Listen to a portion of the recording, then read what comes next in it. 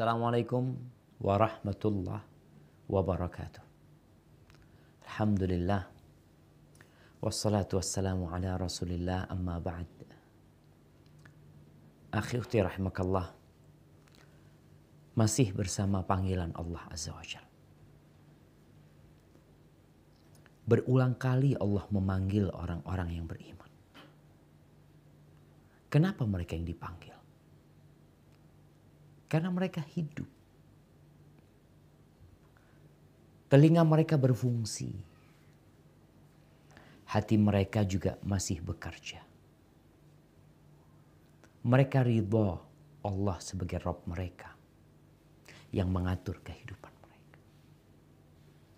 Mereka ridha Nabi Muhammad SAW sebagai utusan Allah yang menyampaikan pesan-pesan Allah kepada umat yang beriman. Dan mereka ridha Islam sebagai agama mereka. Orang yang hidup kalau dipanggil dia akan dengar. Ada respon dari dia. Disuruh taat. Dilarang dia berhenti. Dikasih nikmat dia bersyukur. Diganggu, disakiti di jalan Allah dia bersabar. Sedangkan orang-orang yang kafir, kata Allah, amwatun ghairu ahya. Mereka bangkai. Mereka mayit. Dipanggil, gak ada respon. Dikasih tahu gak mau dengerin. Di surah Ali Imran ayat 200.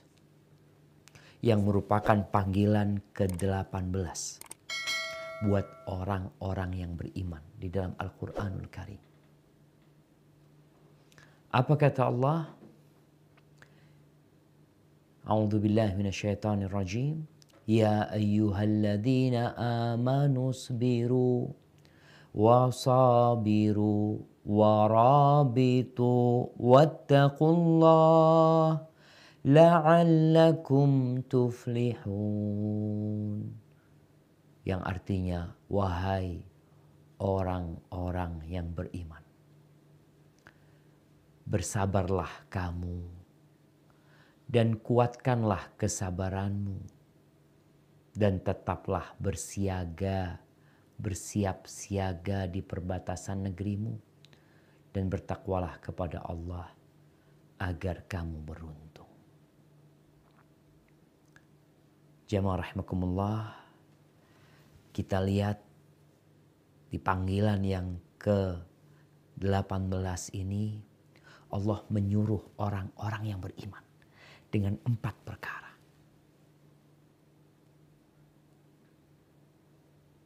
Ada apa sebenarnya? Perjalanan hidup ini membuat sebagian orang beriman kadangkala lelah. Capek. Kita lihat orang yang dalam perjalanan, tatkala dia menyetir mobilnya atau naik motornya, tatkala melihat, ya Allah, kilometer yang ditempuh baru sedikit. Sedangkan jarak yang harus dia laluin itu masih panjang. Menyebabkan dirinya malas. Maka Allah memanggil mereka. Allah perintahkan yang pertama, bersabar. Kita seringkali mendengar kalimat sabar. Bahkan sebagian sudah bosen, sudah capek disuruh sabar. Tapi memang Allah suruh kita bersabar. Bersabar itu menahan diri atas hal-hal yang dia tidak sukai. Dan ada 3 tempat kesabaran.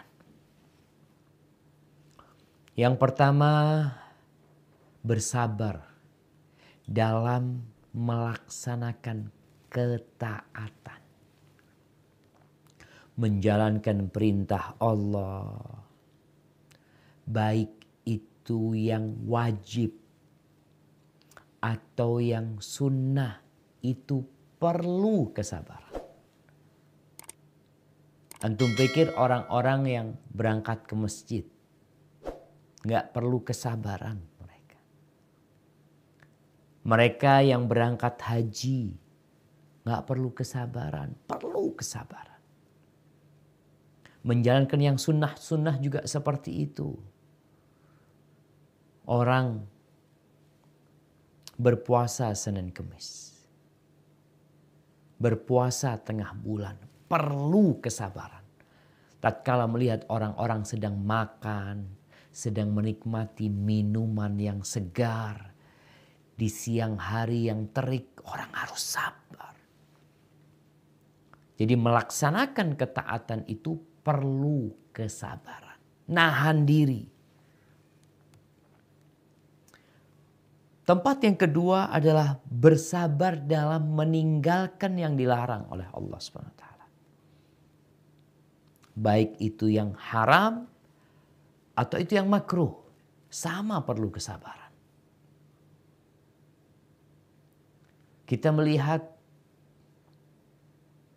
orang-orang yang meninggalkan perzinaan. Padahal dia mungkin memiliki nafsu yang mendorong dia untuk berzina. Dia sabar. Menundukkan pandangannya. Dilarang melihat, dia tahan.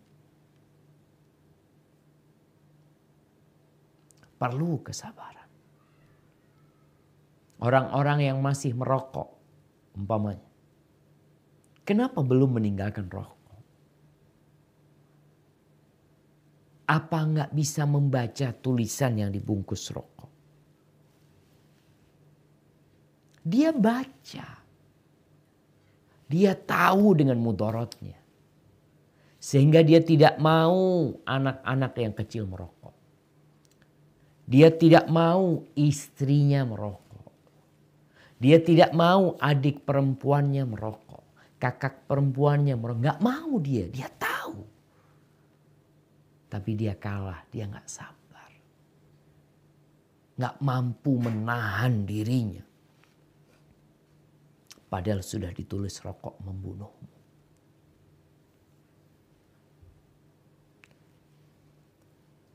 Tempat ketiga untuk kesabaran ini adalah bersabar atas bala yang menimpa. Kita semua nggak ingin bala itu datang menimpa. Tapi dia datang tanpa diundang. Dia menghampiri kita tanpa kita berkenan. Kita nggak mau dia datang, tapi dia datang.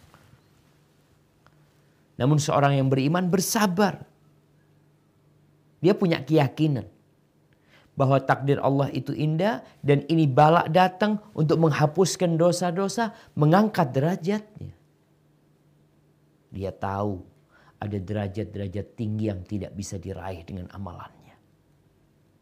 Ada banyak dosa yang mungkin dia lupa untuk beristighfar, memohon ampunan kepada Allah. Ini bala menghapuskan dosa-dosa dia. Dan sabar atas bala ini bermakna kita menerima. Mengatakan inna lillah wa inna ilaihi raji'un. Dia tidak berprasangka buruk kepada Allah Azza wa Jal. Bahkan kalau bisa naik menjadi orang yang memuji Allah atas semua takdirnya. Itu perintah pertama, sabar. Yang kedua, wasabiru. Kuatkan kesabaranmu. Para ulama menjelaskan makna musabarah, menguatkan kesabaran adalah bagaimana kita bersabar menghadapi musuh yang penyabar. Ada musuh-musuh dakwah, musuh-musuh Islam. Yang mereka itu juga berkorban. Mereka berjuang, mereka bersabar untuk menghabisi umat Islam. Maka kalau mereka bersabar, kita perlu bersabar lebih menghadapi mereka. Kalau kita lihat ada dua pasukan yang berhadapan. Dua-duanya sama mengusung ideologi yang berbeda. Mereka berhadapan, mukmin dan kafir. Mana yang lebih sabar, biasanya itu yang menang.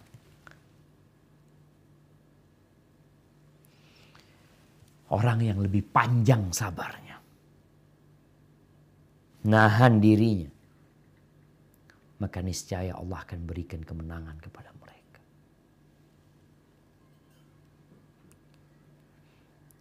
Itu perintah yang kedua. Kalau kita melihat musuh-musuh Islam juga berdakwah, mengajak orang-orang untuk keluar dari Islam. Mereka menggunakan segala sarana. Mereka juga menggunakan fasilitas media yang ada. Kita pun harus menggunakan. Konten-konten negatif penuh di internet. Mereka sabar mengupload. Mereka sabar keluar fulus. Masa yang berada di atas kebenaran gak mau sabar? Harus sabar menghadapi mereka. Maka bagi para pendakwah, hendaklah memanfaatkan media yang ada. Dan sabar ketika dia harus taruh handphone di depan. Di depan dirinya, dia hidupkan sendiri kadangkala. Mungkin di rumahnya. Itu mereka yang membuat konten-konten negatif, sabar mereka. Maka kita yang beriman harus lebih sabar menghadapi mereka. Perintah yang ketiga, kata Allah, warabitu. Dan tetaplah bersiap siaga di perbatasan negerimu. Jadi negeri Islam itu ada yang ingin mencaploknya. Kalau kita lihat Indonesia, ada usaha untuk menggerus perbatasan Indonesia. Kemarin ada ribut dengan Cina umpamanya. Di laut yang dekat Natuna sana. Jadi harus sabar. Menjaga. Jangan sampai ada yang masuk ke negeri, merusak, bahkan menguasai sebagian negeri.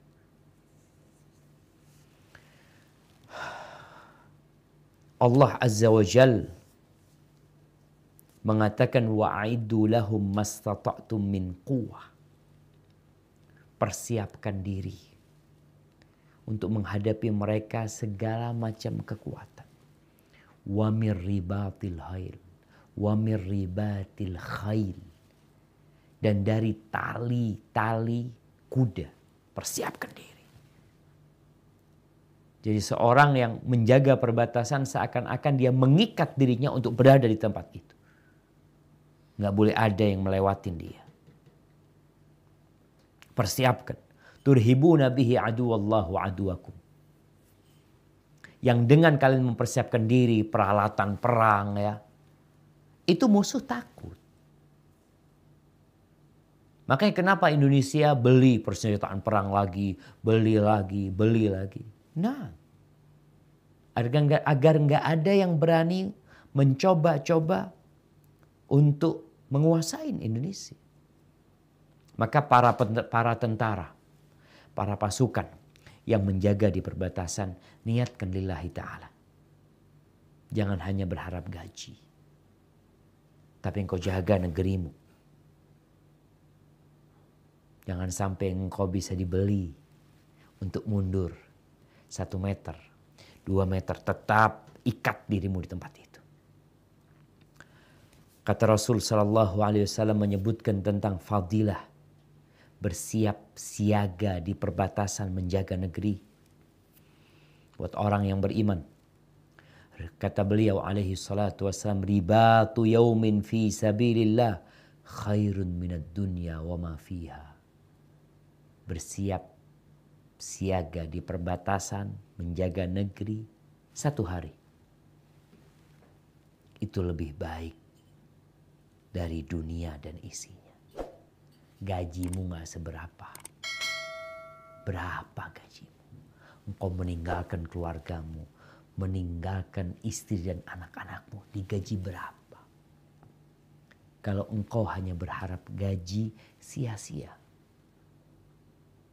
Karena gajimu akan hilang. Tapi berharaplah pahala dari Allah Azza wa Jalla. Dan mereka yang menjaga perbatasan apabila bertakwa kepada Allah Azza wa Jalla, mendirikan sholat, ya, niscaya Allah akan jaga mereka. Allah akan berikan kekuatan kepada mereka. Karena perintah yang keempat, setelah sabar, musabarah, murabatah, Allah mengatakan wattaqullah. Bertakwalah kalian kepada Allah Azza wa Jalla. La'allakum tuflihun. Agar kamu beruntung. Kalau bicara takwa kepada Allah Azza wa Jalla, maka takwa adalah takut kepada Allah. Takut dari hukumannya. Sebagaimana kita itu takut dihukum sama atasan kita.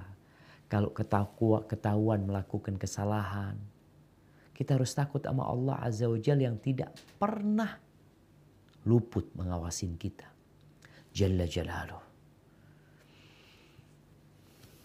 Dan kalau bicara takwa, maka melaksanakan perintah, menjauhi larangan, dalam kondisi suka dan duka. Dan tentunya ketakwaan kepada Allah Azza wa Jalla perlu keimanan yang kokoh. Ahibati fillah, kalau bicara keberuntungan, orang semua ingin beruntung. Maka jalankan 4 perkara ini. Engkau akan beruntung. Dimanapun kau hidup. Mungkin tidak banyak harta yang kau kumpulkan. Tidak banyak uang yang kau dapatkan. Tapi tatkala engkau menjaga niatmu dalam semua yang kau hadapi, Allah akan berikan keberuntungan kepadamu. Allah Azza wa Jalla mengatakan, qad aflaha man zakkaha wa qad khaba man dassaha. Telah beruntung orang yang menyucikan jiwanya. Dengan kesabaran, dengan musabarah, dengan murabatah, dengan takwa. Waqad khaba man dassaha. Maka telah merugi orang yang tidak menyucikan dirinya, bahkan mengotori jiwanya dengan perbuatan-perbuatan nista. Barakallahu fikum. Itulah panggilan Allah buat orang-orang yang beriman. Di surat Ali Imran ayat 200, insya Allah kita berjumpa kembali pada panggilan Allah yang ke-19. Barakallahu fikum. Wassalamualaikum warahmatullahi wabarakatuh.